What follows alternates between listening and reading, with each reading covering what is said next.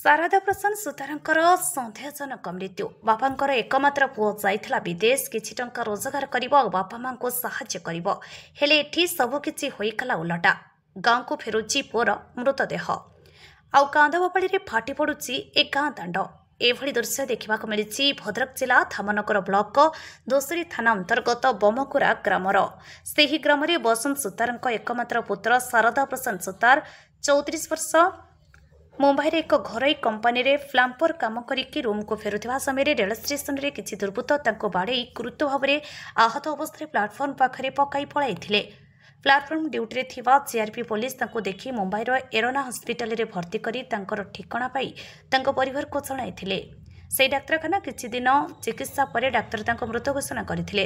स्वर्गत शारदा 4 वर्ष तले विवाह करथिले। तांकर 1.5 वर्षर शिशु कन्याटी अछि एवं पुत्र वियोगरे बापा माँ परिवार वर्ग मृतदेह को पोस्टमार्टम करी धामनगर अंचल जनाशुना युवा समाजसेवी सरोज परिड़ा और मानवर शिक्षामंत्री सूर्यवंशी सूरज सहयोग मुंबई मृत शरीर तांको जन्मस्थान को आसी पारिथिला।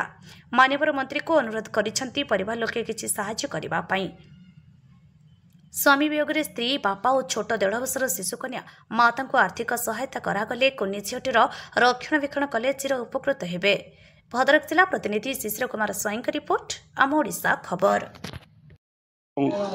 आमर जी धामनगर विधायक माननीय मंत्री सूर्यवंशी सूरज को आपण मान जरिया नवेदन करने को चाहे। खूब अल्प दिन है बहुत गोटे छोटे झीटे अच्छी तेणु ए परिस्थिति रे से मैंने आगू केमिति बढ़े और से केमिति परिवार गुजारण करेंगे से निज केमिति निजर जहाँ आवश्यकता है केमिति पूरण करेंगे सेटा आम बर्तमान संदेहहीन।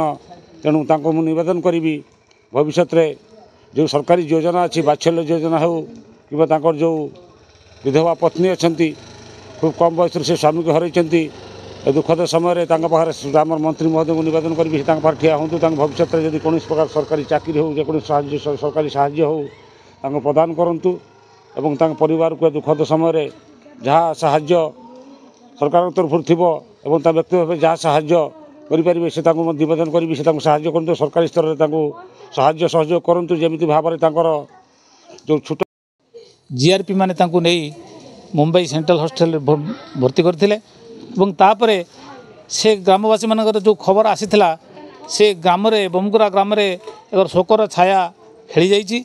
ये एक मर्मन्तुद दुर्घटना एवं जो दुखदायक घटना यही घटना आमे आमर स्थानीय विधायक तथा मंत्री को अवगत करइथिलु।